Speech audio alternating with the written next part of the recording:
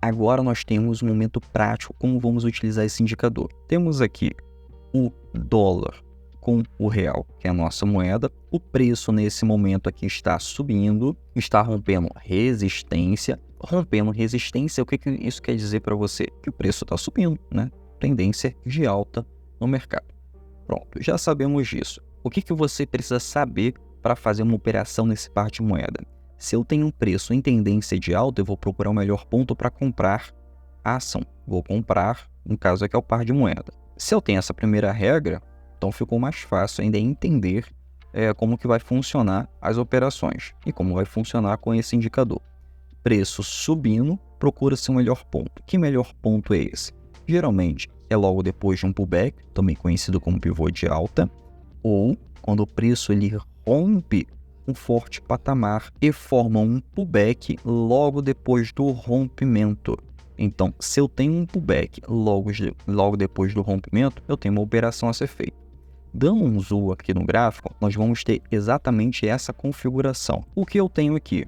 Esse indicador, que é o nosso stop ETR preciso para fazer as operações, ele vai dar uma resistência, ou seja, um topo muito importante e também um fundo muito importante, que é um suporte. Então, aqui eu tenho resistência, aqui embaixo eu tenho um suporte na operação.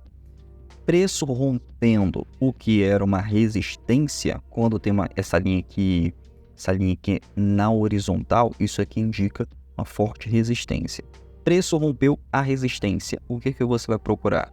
Vai procurar o pullback. Então, o segundo passo é procurar o pullback na operação logo depois do rompimento de uma forte resistência. Então, tem o preço, fez aqui, ó, impulsão, retração, impulsão. Então, aqui eu tenho um pullback na operação. Esse pullback aqui no tempo gráfico diário, você opera no rompimento. Geralmente é o mais assertivo para fazer as operações. Lembrando que rompimento em tendência deve acontecer. Rompimento em lateralização é onde você perde dinheiro, que mais de 80% de rompimentos são falsos em uma lateralização. Em uma tendência, tempos gráficos acima de 4 horas, rompimento deve acontecer e são válidos quando o preço está em tendência, ou seja, você tem uma assertividade muito maior. Não vai ficar procurando fundo de pullback, porque ninguém sabe onde é o fundo de pullback. Fundo de pullback, geralmente, quem tenta caçar fundo de pullback não tem assertividade maior do que 23% de assertividade. Por quê? Porque vai se trabalhar somente com candles, a leitura de apenas um candle no fundo de pullback.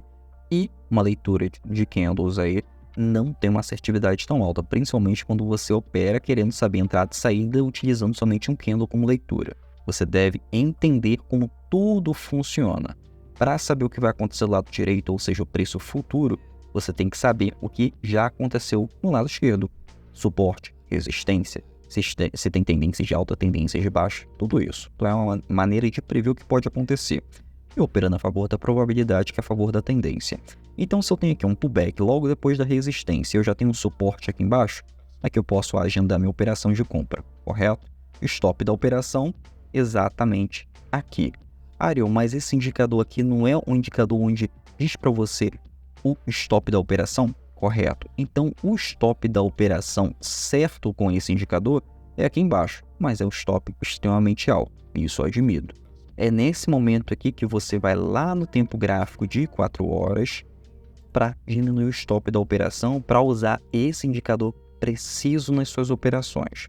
Então, você vai vir aqui no tempo gráfico de 4 horas e vamos utilizar aí o stop para saber o melhor momento de sair da operação.